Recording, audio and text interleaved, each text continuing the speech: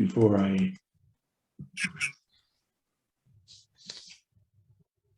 Okay, here we go. So you'll see a raptor here on the left flying, and it was flying over us when we took a trip up to Sauvie Island wildlife area. You're not in presentation mode, Mike. Oh, You're in speaker mode for your slides. okay. Let me see if.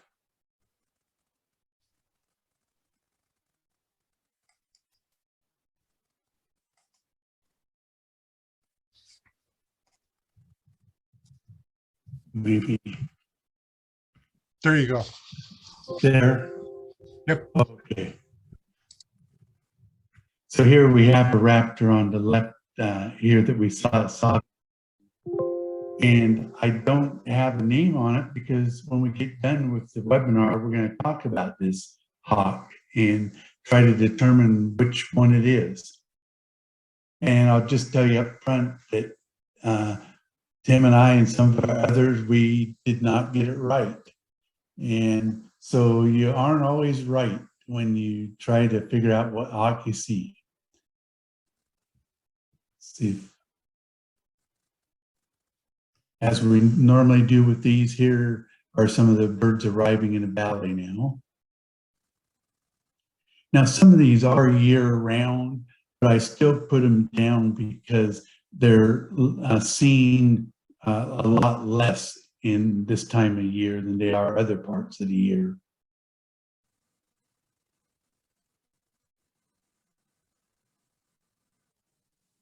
And the birds leaving the valley.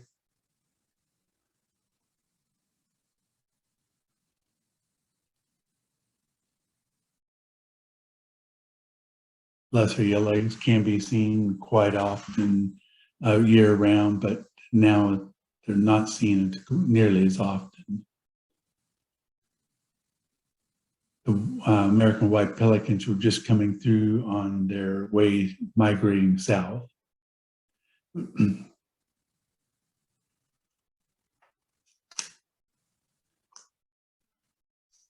So today we're going to talk about raptor runs. In different places you can go to, it's that time of year for raptors. Winter's the best time for raptors in the Willamette Valley. Not sure why my screen isn't showing the name of the presentation, but it isn't. There we go. So we're calling it Raptor Run Extraordinaire. And the first area we're going to start with is St. Paul area. And this is going to get probably, I guess you'd say it could get a little boring and stuff because we're going to be going over a lot of maps and showing you the routes, these various places. But hopefully we'll get through it and we'll have a few videos, and I do have some photos of birds that you'll see in each area. So on this one, we're coming up River Road. Let me see. Coming up River Road here from Kaiser out towards St. Paul. And the first thing we're going to do is take a right turn on Wakanda Road, come down Wakanda Road, all the way back to Highway 219. Then we'll take a left turn there and we'll go up to Kirsch Road. And it's a dead end, but we still go down here towards the end. We just turn around and come back to 219, take a right turn, and then we'll take a left turn onto Davidson Road. Come around Davidson Road, back to River Road. So there's the first section of it. And here's sort of the route, and you can see all the areas we're going to. It's a lot of nice agricultural land because that's where the raptors like to spend their time and where they find their food. especially in the winter when there aren't crops on it and there's open land there for them. So the green line just shows you again, so the route that I showed you on the earlier slide.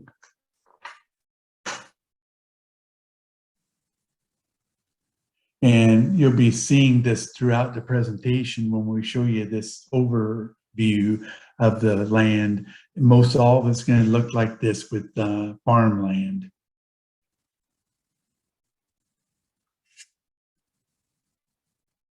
Okay, the next, after we get back on the river road, we just keep going, we turn right and keep going up River Road towards St. Paul. Once you reach the town of St. Paul, the rodeo grounds is right over here on your right.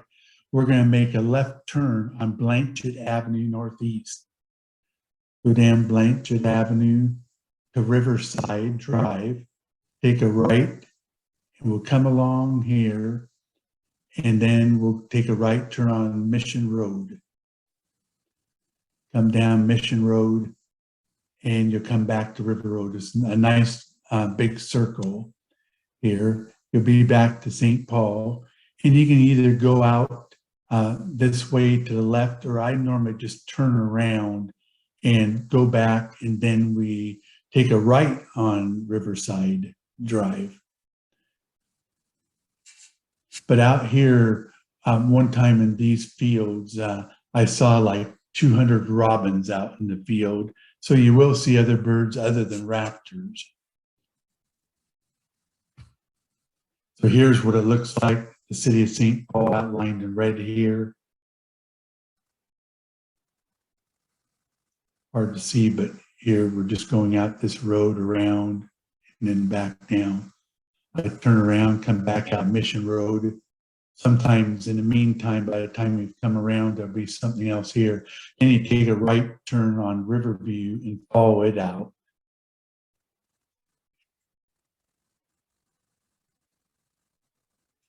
So here we are, we've made our right turn onto Riverside. Go down Riverside, and then you'll take a right turn on Raybale Road. It's a little bit of a turning road, lots of turns. Follow Raybale Road all the way down to Highway 219 again, which is the Dayton Highway.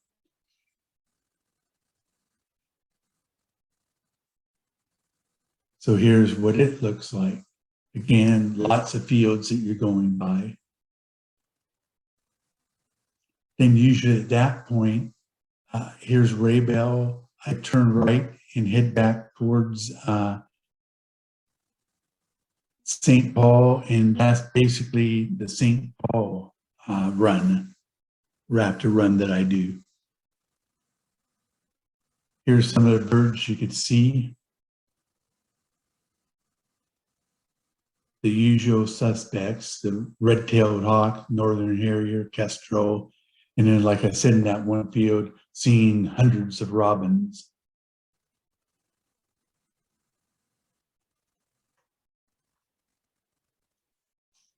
Let's see here.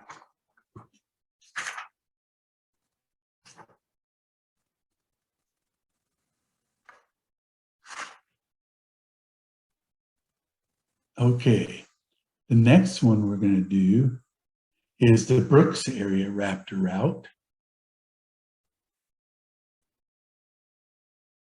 So we're going to start by coming from Salem northbound on I-5, taking exit number 263, which is the Brooks exit. And at the top of the exit, turn right. That's Brook Lake Road, and we'll follow that out to about right in this area. There's a little pull off here that you can stop and pull over and look out into these fields. You can actually look out into this field here and over to here. A lot of times there's a lot of hawks, great egrets. Those are the main things that I see out here. Great blue herons, also quite a few. After I'm done there, I pull back out onto Brook Lake and come up to Richland Road, turn right and this is right next to that Covanta plant, waste plant. Turn right and come down here. It's a gravel road. There's a lot of bushes and trees along this edge of the road. This would be the east side. And a lot of times you see golden crown sparrows, white crown sparrows. And I come down this way because they blocked off the area down here. You used to be able to pull off here, but the county blocked it off. And so now I come down here so I can get a better look into this field back here. Also back here, there's some trees, and you can look back here. The water treatment plant is back here, but it's a restricted area and you can't get in there.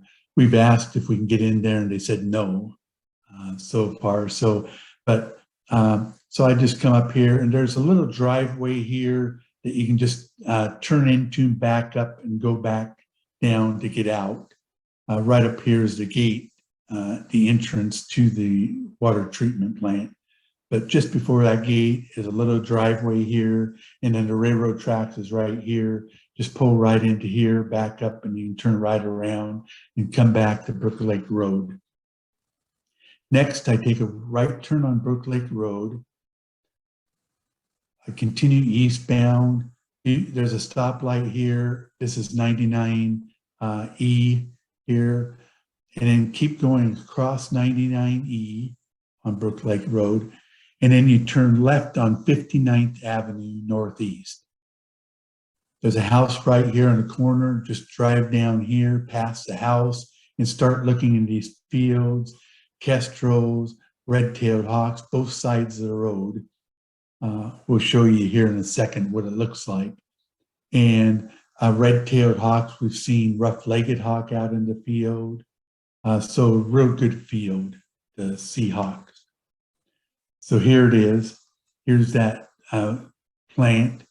Here you can just barely see the pull out over here on the side of the road. Gives you a good view into this field here. Then we come down here, Rich Land Road, and come down here, get past the plant. You can see into this field and over here. There's trees along here. Here's the plant, water treatment plant, the gate across here. Here's where you turn around, go into there, pull back around, come down, and then we go down to 59th. And there's a big field here that is at least as big as this field here on the right-hand side of the road. Usually I see more things on the right-hand side of the road than I do to the left. After I get done there, come back down 59th, turn right onto Brook Lake. I come back up to 99E and take a right turn on 99E. So here I've taken the right turn on 99E. There's a Route 99 restaurant right here on the corner. Keep going out that, and then you'll take a left turn onto 54th.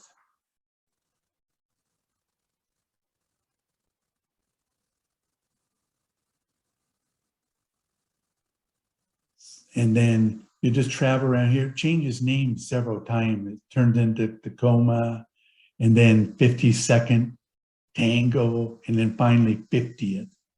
So this first part is a little bit of residential. Just keep going past that. And once you get past this turn, there's a bunch of trees here in the background you can look for. Sometimes see a lot of crows and other birds up there. But once I get down here, start looking into these fields here and here. Just where this turn comes up, there's a parking area here. I'll show you on the next map. And then I just come around here, looking into this field here, come around, here's the cannery right over here.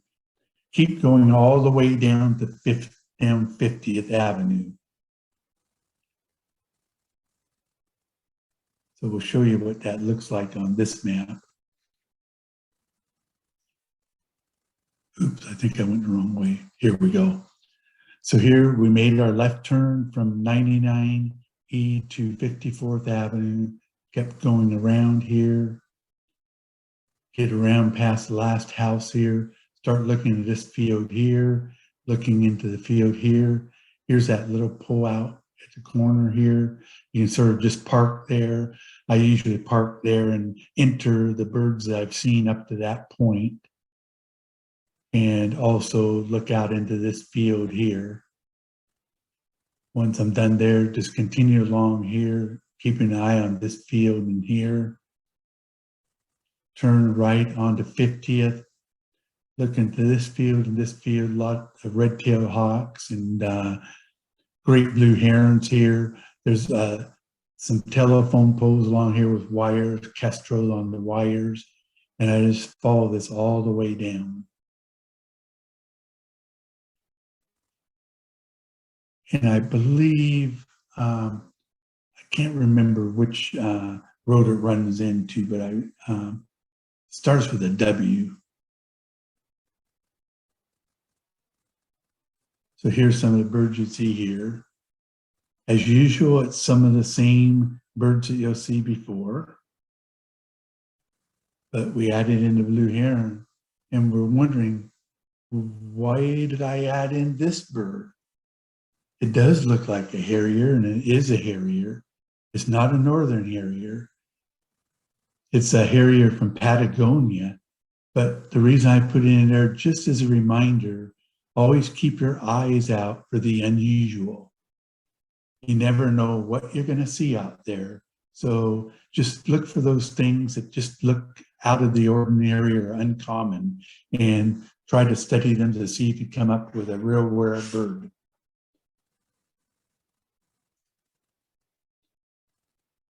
Next, we're going to go to the tangent eagle roost. This is, as the name implies, that down by tangent. You can see a bunch of the eagles in this tree. I've been there and seen at least 100 there.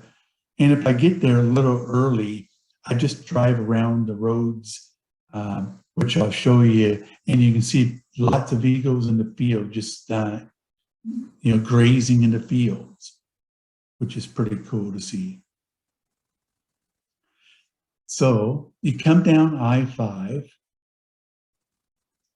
Actually, I-5's over here. You take the Corvallis exit off of I-5, come down and take the Albany tangent exit here. You'll circle around and then go down 99W or 99E here, southbound. And you go through quite a bit of the area of tangent. And there's a mobile home park right here. Turn right onto Lake Creek Drive. Go down Lake Creek Drive and just keep following it around for quite a ways, and then you'll make a left turn onto McLagan Drive. Now, if you're coming from Corvallis, and say you live in McMinnville or Corvallis, you could come down 99W, take 34 out, and then you would turn right onto Hink Road, H-I-N-C-K Road, and you'd follow that out until you get to this Lake Creek Road, and you take a right turn and just follow it out to McLagan.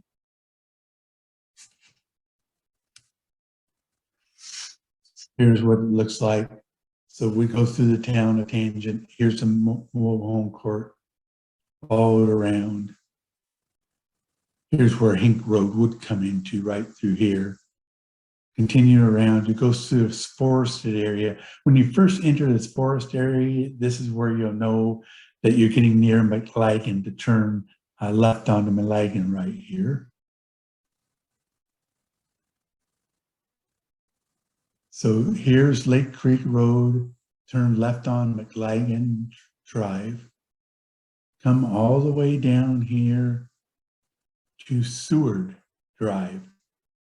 And I just take a right turn and then come down Seward Drive a little bit and turn around and park right about in here, because here's where the eagle roost is, over here.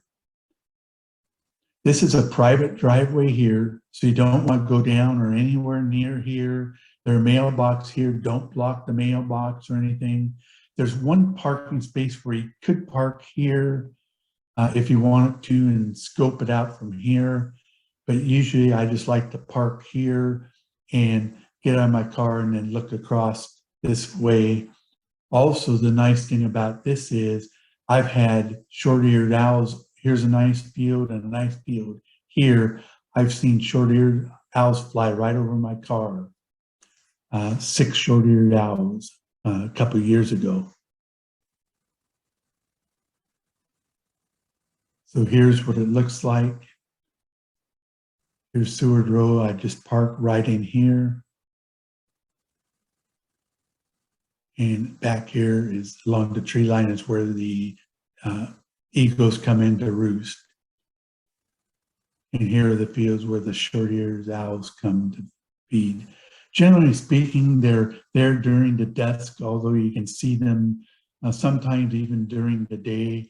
But normally when the northern harriers leave for the day and go to roost, the short-eared owls come out and replace them. They like the same areas. Couple more photos. The eagles like to be around sheep because when the sheep placenta are out in the fields, they like to feed on that. Here are some of the bald eagles in the roost.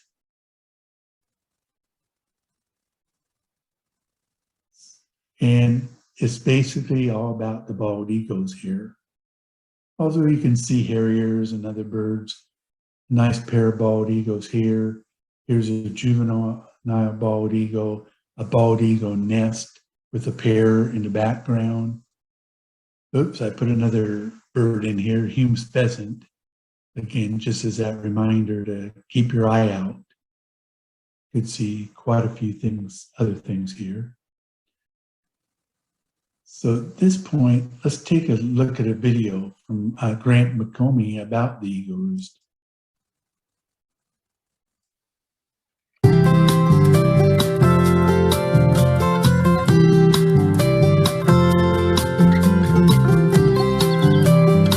One of the most amazing wildlife moments is seen atop 4-story tall cottonwood trees near Tangent, Oregon. It's called an eagle convocation. The regal-sounding term seems fitting for up to 100 eagles that roost in the Linn County treetops each evening. Even more remarkable, this convocation of eagles didn't exist 5 years ago. We've seen a wholesale increase, doubling and tripling of bald eagle numbers here in the southern portion of the Willamette Valley in the last 7-8 years. For the past decade, retired wildlife refuge manager Jeff Fleischer has tallied a rapid rise in Oregon's wintertime Willamette Valley eagle population. Each one of those dots represents a specific survey trail, close to 170 now.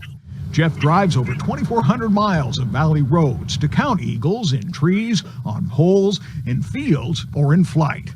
A typical high count used to be 50 in a day, until last year. We had 217. So it's In one day. In one day.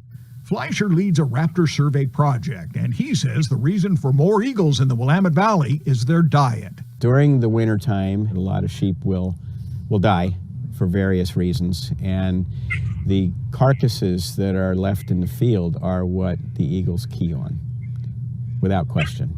Fleischer says the winter sheep population has grown because the types of grasses that farmers grow has changed. Grass like this can tolerate more winter grazing, and now the farmers can make more money. Joel Geyer says the eagle viewing opportunities are spectacular and could bring even more visitors to rural towns in the Willamette Valley. Most of the time you don't really need fancy optics to see eagles because they're so big, but if you have good optics, you'll be able to see them better and you'll be able to watch other birds around too. I like overcast days. Molly Monroe is a wildlife biologist at William Finley Refuge near Corvallis. She says 3 Willamette Valley wildlife refuges are fine public settings to see bald eagles too. Here, the eagles dine on abundant ducks, geese, and other waterfowl. It's really nice to see their numbers back up and have them on a day-to-day basis. It's a treat for everybody to come out and have a good look at an eagle. In Lynn County with photographer Jeff Kastner, Grant McComey, KGW. If you'd like to learn more, we've got... So there you see about the bald eagle roost. Pretty nice. I would say it really helps to have a scope there. The cottonwoods are quite a ways out past the fields. I mean, you can use binoculars and still see them coming in, but a scope helps quite a bit. Let's go on to the Polk Benton County Raptor route that I like to go on. This is one of my favorite ones. So you're coming from Monmouth south towards Corvallis on 99W, and you'll take a right turn onto Airlie Road. Come down the road, and right when you get past some buildings here on the corner, there's a field here. Mainly, I look in this field because there a lot of times during the winter, there's tundra and trumpeter swans here. Also look at the fields over here. You can see some raptors out in this field too. Now continue down Airlie Road. There'll be kestrels on the wires along here. And just keep following the road and then take a left turn on DeArmond Road.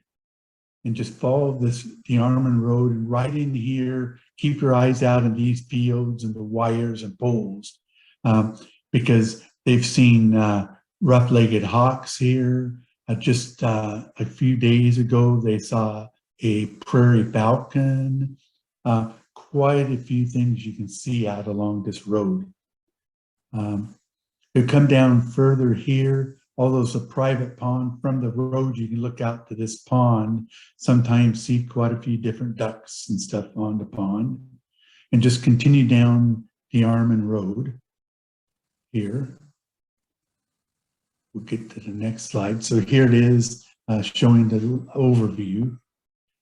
So right in here is where a lot of times you'll see the tundra swans and the trumpeter swans. Down here along the road is where you'll see some raptors and kestrels hanging out. Come down. Along here is where prairie falcon and rough-legged hawks sometimes are seen. There's a better spot for rough-legged that we'll show you a little bit. Here's the pond I talked about. You can see it fairly easy past the road.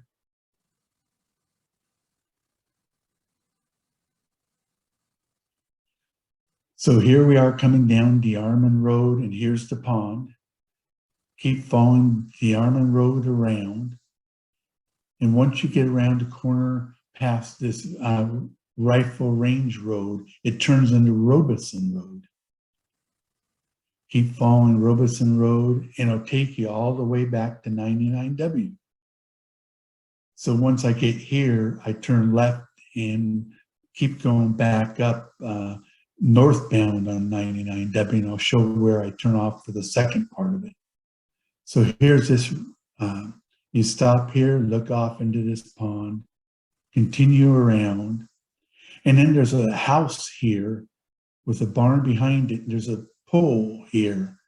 Tim and I have a couple of times seen a rough-legged hawk just sitting right on this pole here. Every year I go by several times just to check there because I've seen it there at least 2 times. And then just continue along to 99W, turn left and follow it up northbound. So then once we continue northbound, we'll be back to Airlie Road. But instead of going down Airlie Road, we make a right turn onto Suber Road. There's a little house, what used to be a little grocery store right here on the corner. Turn right, and there's a big field here. A lot of times there's tundra and trumpeter swans in this field. Sometimes they're way, way back in the field, and it takes a scope to really see them very well. But then you'll go through here past the railroad tracks and continue around. until you reach the Albany-Corvallis Road. Take a left. It's the dead end and the road only goes to the right and left. Turn left and just keep following this road around. Takes quite a few little corners, but there's lots of fields around here to check out. Just keep following around. Here's a good, then we get up here to Parker Road. Normally I just try to pull over on the road someplace. It's hard to find a place to pull over, or else I'll turn down left on Parker and park right here. Make sure you have your flashers on and stuff. But in this field here, there's usually a lot of hawks here. We've seen quite a few hawks. This is a place Tim told me about, and we've gone by several times and seen quite a few different hawks in this field here. Then I just continue down Parker Road, and it takes you back to 999W. And then that basically concludes what I call my Polk Benton County run. So here you'll see, we go down Suver Road. Here's the field where the swans are. Continue down. Here's the railroad tracks. Go down here. The road is turning, and then right when you get here to Parker Road, there's the field that you look into. And then I just normally continue right down here. You could keep going down Corvallis Road and just go into Independence if you wanted to also. But normally then I stop there. The lucky meter's right along here. So you can see a lot of birds, but this is pretty good. This area is one of the better areas for the rough-legged hawk. Of course, lots of red-tailed hawks in the field. That pond has hooded mergansers and other birds. And of course, just recently the prairie falcon been seen there.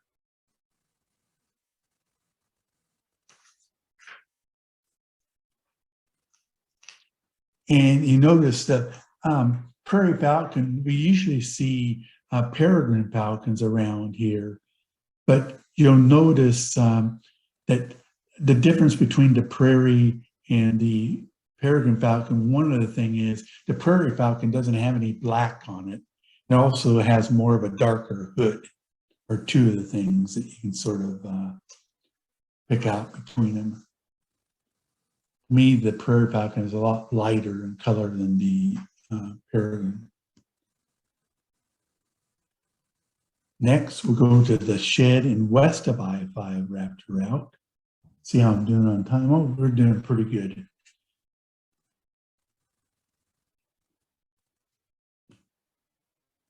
So on this one,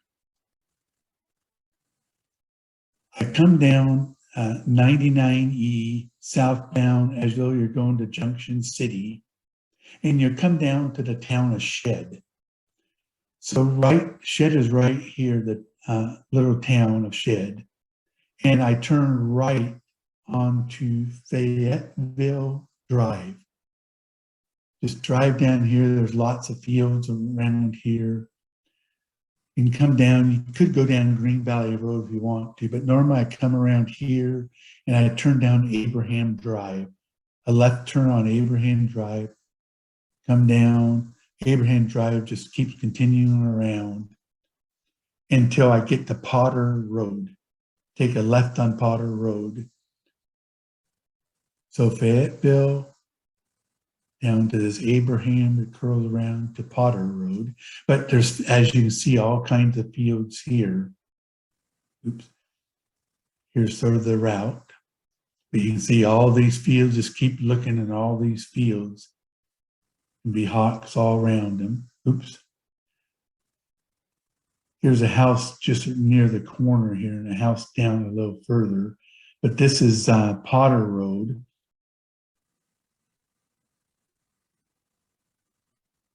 And so here we are coming down Abraham, here's Potter.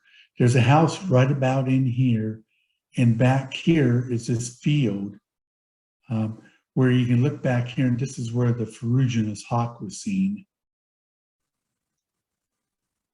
And you just keep going around Potter Road, it twists and turns around a little bit. And then I like to take a right turn on Blueberry Road. This is a great road. Right here, just the other day on Tuesday, my wife and I saw a burrowing owl here. Not too far down from, this is called, I think, Lynn County Road or something like that. Lynn CO Road is 211. And so we just went down here a little ways. I was coming from the other direction. You can really see it better if you're coming down this way. But on the east side of the road here was a burrowing owl. And down just a little further, I saw a pair of horned larks. And then, of course, we saw some hawks along here too. Quite a few hawks. So if you just continue down Blueberry Road, you come back to Abraham, followed around to Peoria Road. I take a left on Peoria Road and come down to this snag boat bend unit. This is part of Finley National Wildlife Refuge. And sometimes I take a peek around here. So here's what this looks like. We're turning down, and here's the Potter Road. Here's that house, farmhouse right here. Down a little further, this is where we saw the Perugianous Hawk. It was back in the field here with red-tailed hawks. When I saw it, the Perugianous Hawk was here, and right nearby it was a red-tailed hawk. And you can tell just by looking at it, the Perugianous Hawk was quite a bit lighter in color and plus larger. You can even tell the size of it, the difference. But just followed around the road, and then, like we said, oh, my cursor, there we go, the blueberry, and right about in here is where we saw the burrowing owl. Now, I'd say one thing about the burrowing owl: please don't get out of your car and get close to it. Use your car as a shield, as sort of a place where you can not disturb the owl, but you can get some good pictures from your car, and don't approach the owl. We don't want to scare it away or anything. So then you can come down here, like we said, and come to the snag boat area, and the Willamette River goes right by here. Some of the things you might see, of course, we talked about the Perugianous Hawk. You'll notice here it forms a rufous V when it flies, but I only saw it when it was sitting in the field. This is a good place for short-eared owls also, especially along Blueberry Road. The burrowing owl, which I just saw the other day. Of course, the red-tailed hawks are all over. And just the other day, Nancy saw a red phalarope out there in the field, and several other people saw it too. So again, keep your eyes out. Here's a bird that's really unusual for the valley, and somebody just saw it less than a week ago. Now, when I'm done here, if it's a Friday or Saturday, I like to go to the country bakery. This is one of the best bakeries there is. They make all their stuff homemade, only open on Friday and Saturday. In fact, here it is 7 a.m. to 5 p.m. You'll want to get there probably before noon, because a lot of their good stuff sells out really pretty dang quick. So when I'm done with my route here and from the snag boat, you just keep continuing down south on Peoria Road and continue down, and I think it's probably 5 miles down the road, and on your left-hand side will be the bakery. I really like their sour cream twist, and they have this nice oatmeal type of bread that's very good too. And the last route I'm going to talk about is the Brownsville east of I-5 route, historic Brownsville. And this is on the National Historic Register list. This church, they have quite a few historic things there.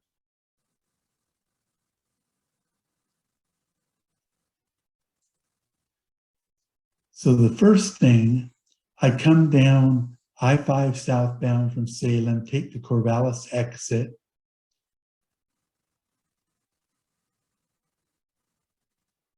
And then you'll go take a left turn over the overpass and come down the Corvallis, Lebanon, that's Highway 34 towards Lebanon.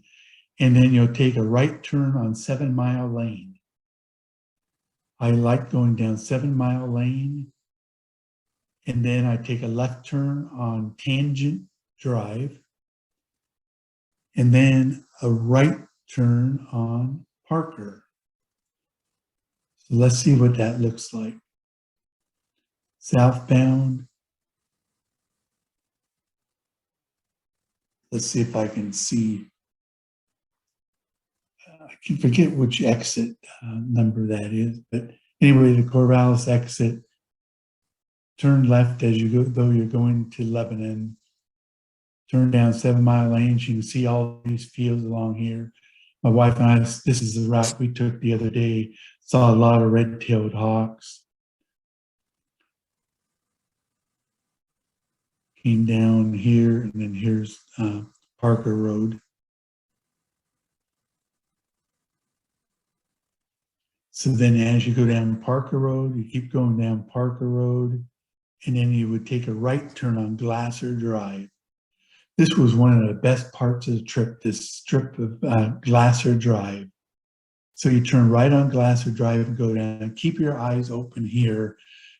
There's a lot of sparrows in the bushes here, and there's some blackberries and other bushes along here. We saw a lot of savanna sparrows, white crowns, hawks in the field, kestrels, just quite a few different. It's a graveled road, but fairly even. Look along the fences too. There's fences along here that the sparrows were just sitting up on. Saw quite a few hawks. And then you'll come down Glasser Road. Also, we saw bald eagles flying over here off to the left. Once you come down to Glasser Road, you'll hit 7 Mile Lane again, and we'll be turning left here. But here's what it looks like, fields surrounding you. It's along here that we saw all the sparrows and hawks in the field and the bald eagles down over this way. So we'll turn left again on 7 Mile Lane.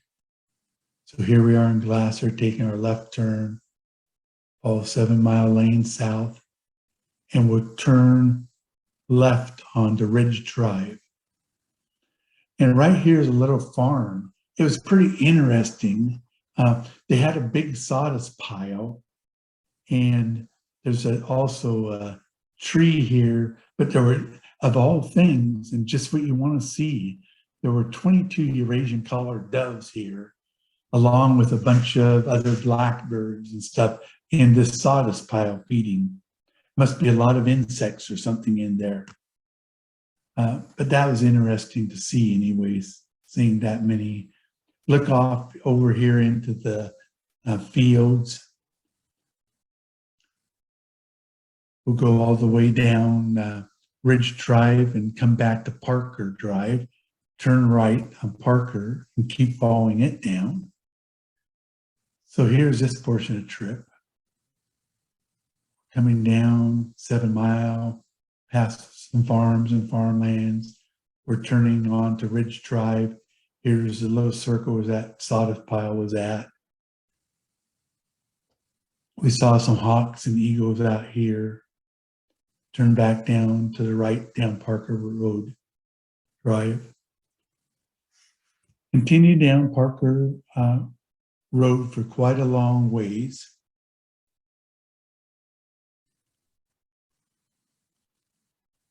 And then along here, of all things we saw a whole cloud of starlings, 2,500 to 5,000 starlings. I mean, they were just coming in cloud after cloud.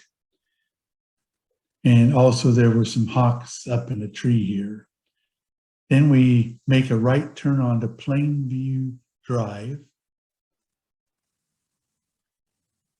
And then we just keep following it, and it will come in and meet up with 7 Mile Lane again. So here's how this portion looked. Mainly fields on both sides, just past this house, right in front of their house, and in this field here, is where we saw the 2,000 to 5,000 starlings. It was just black clouds of starlings. Turn right, and we come down plain view, and then we'll show you where we go from there. So just once you get there on plain view, just follow the signs to Brownsville. We'll just follow the signs to Brownsville. Come around, turn into Main Street. So it takes a few turns. You just come in, and you'll come in on Main Street. Here, just keep coming straight down Main Street. And if you want to, you can stop here. There's Pioneer Park here, the road right here, and there is a restroom here. Nice place for a stop for the restroom. Then you continue down Main Street, and you come to the main highway, Highway 228. You'll take a right turn, and then you'll take a short distance later, you'll take a left turn onto Gap Road. I believe the road has a different name as you're making that turn right here, but then it turns into Gap Road here and goes southbound.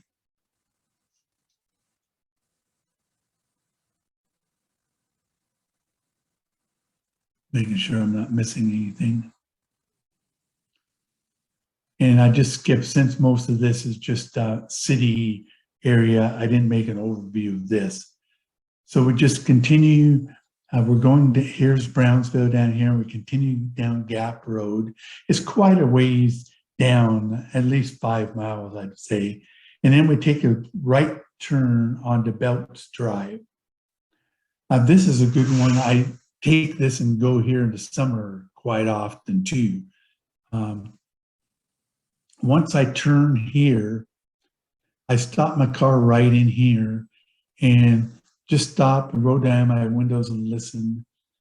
I heard 2 Western meadowlarks over here singing. We had a northern flicker here and several fly in the background. Some sparrows flying around in here. And I just continue down Belts Drive, stopping every so often to listen. During the summer, right in here is where I listen for grasshopper, sparrows, and down a little further, there's a little gate here, and you can see lazuli buntings here in the summer. Turn the corner here, there's a little entry to a field here. Right now it's covered in water right here, sort of a driveway covered with water. You can look back here, and sometimes there's birds going to get a drink or bathing. Once you make this turn, there's a pond right back here that you can look into the pond. Continue around Belts Road. It takes a left turn to road, but you're still on Belts Drive. Just continue down the road. A lot of red-tailed hawks, red-winged blackbirds, a few kestrels and harriers.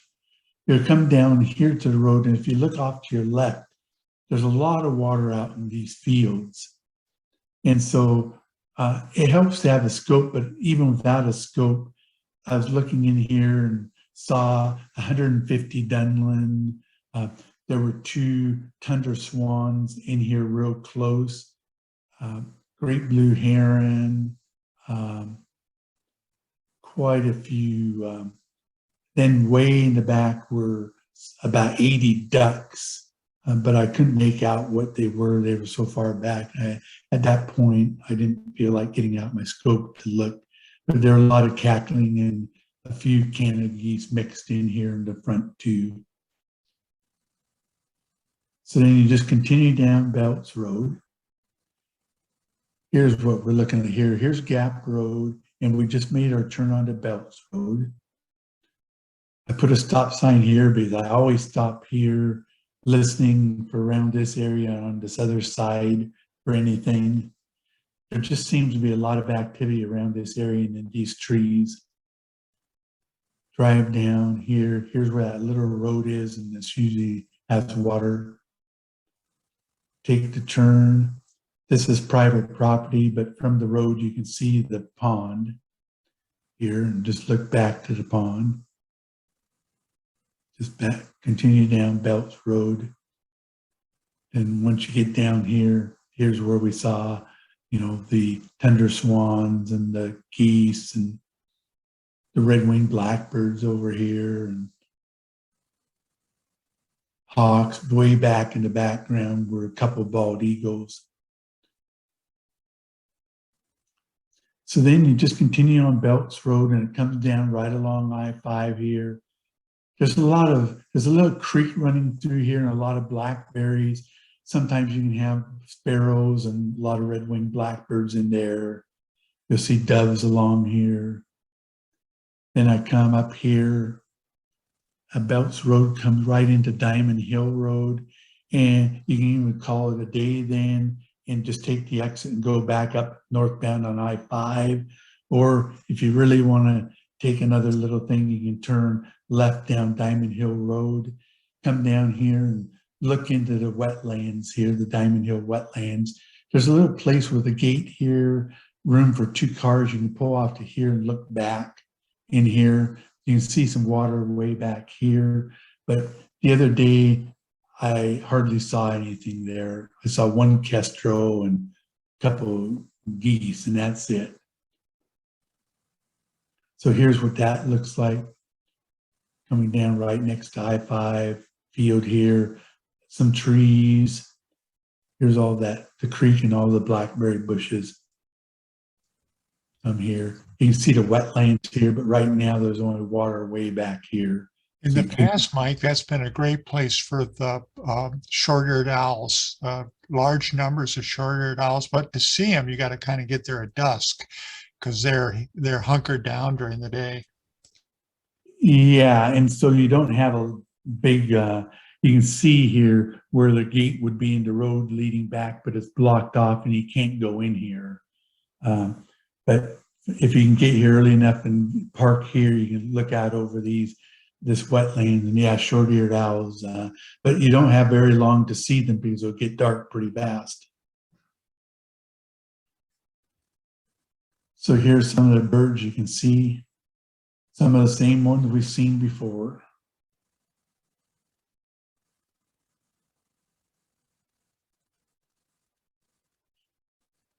Now, when I was going down here, some of the birds I saw 8 northern harriers, 10 bald eagles, 23 red-tailed hawks, the burrowing owl, 22 kestrels, over 7,500 starlings, 45 Savannah sparrows, and 2 meadowlarks are just some of the things that I saw along this route that we just went over.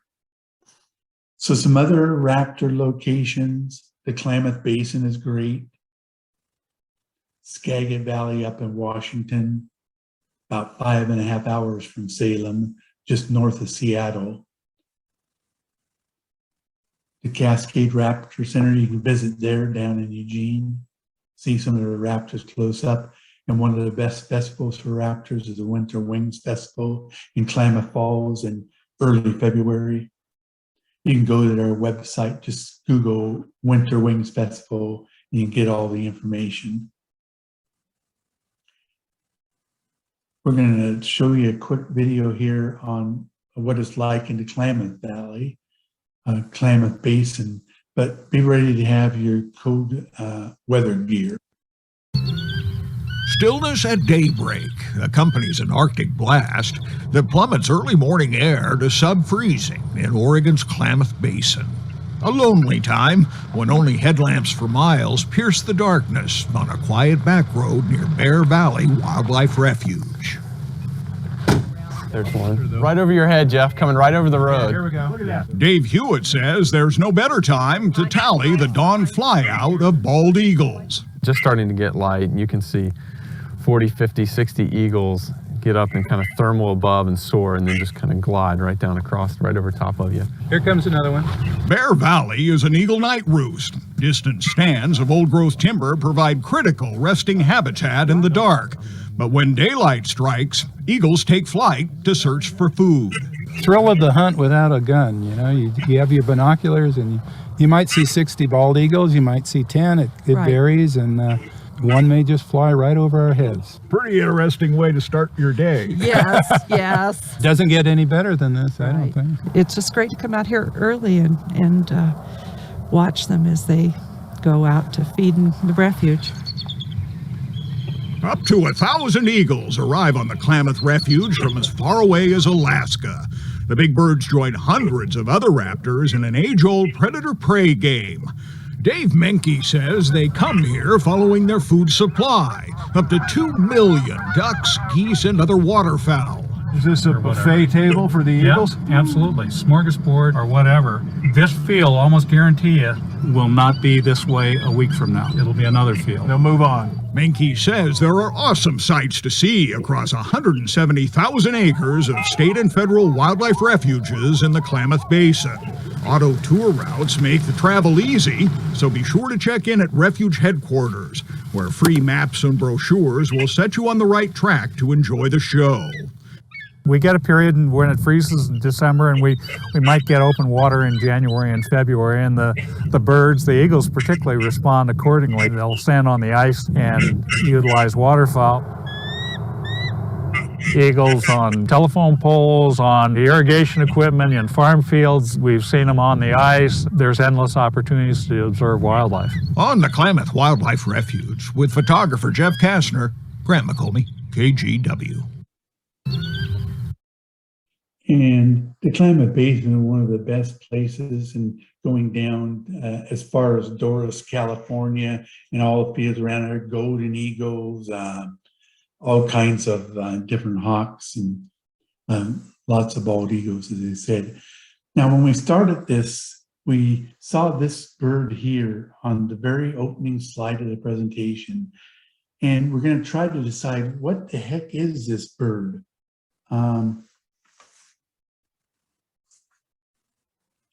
Is it a red-tailed hawk?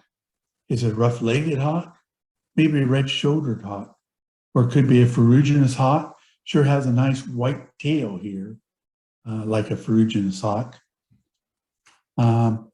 So we'll look here at some of the things it could be, and go ahead and open up your microphones if you want to take any guesses and say what we're looking for here. And this is the one that Tim and I and several other birders didn't get correct when we were trying to identify it.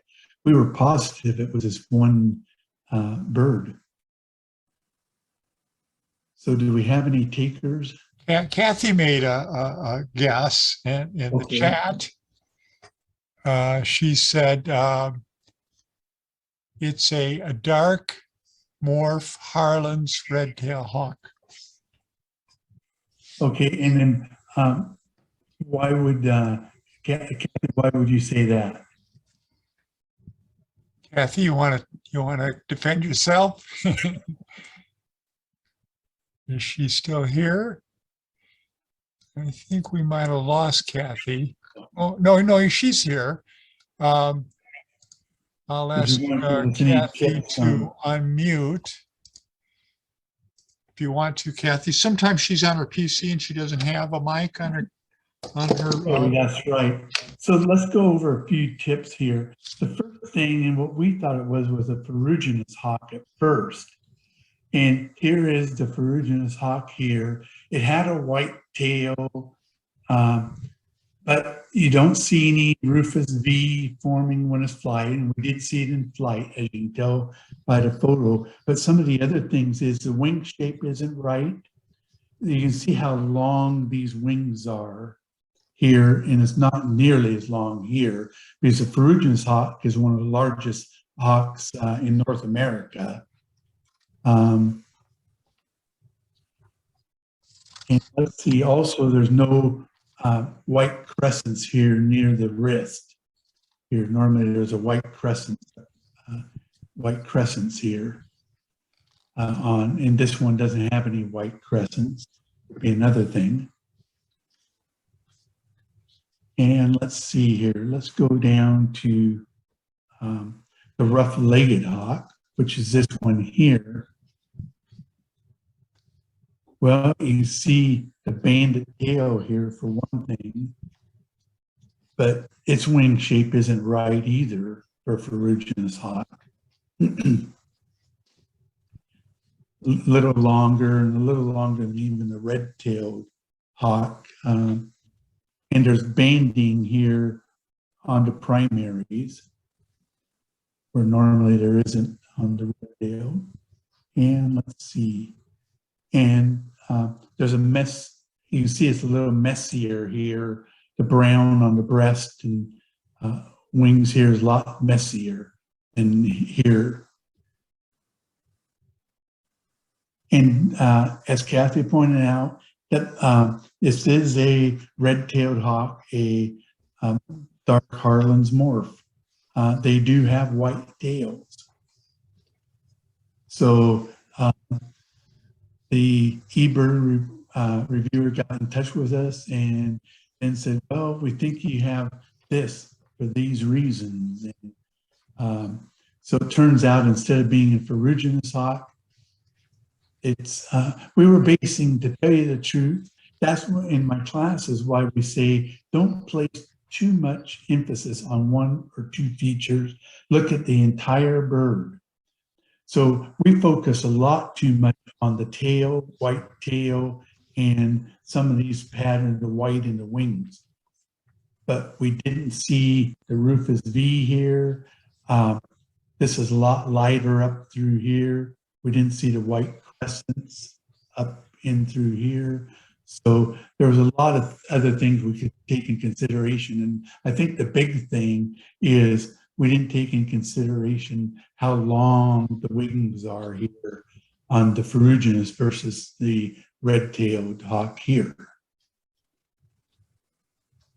So our rare bird of the month is the snowy owl. They're fairly rare here, although we do see them. This was last seen in 2011 near the railroad tracks in Albany. We don't see them often, but a lot of times they'll show up when the lemming population up north dries up, and they're an eruptive species, but many times they'll come down here and they've been seen out by the tangent eagle roost. So our next class, the winter raptors of the Willamette Valley, $10. We'll give you a lot of good handouts. Sunday, January 9th at 1:30. It should be a little shorter than the other ones, but not a lot shorter, probably an hour and a half or so. And we'll send out in advance quite a few nice handouts. So with that, I'll stop my share and we'll see if there's any other things in the chat.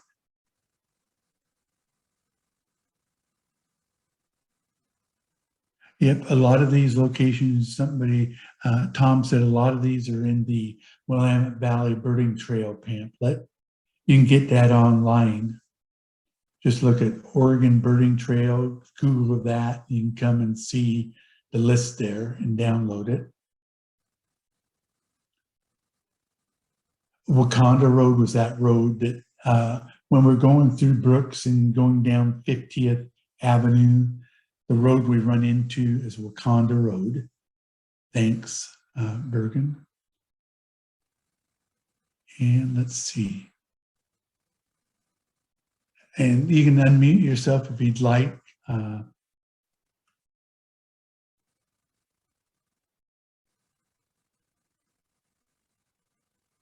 If anybody else has any questions, feel free.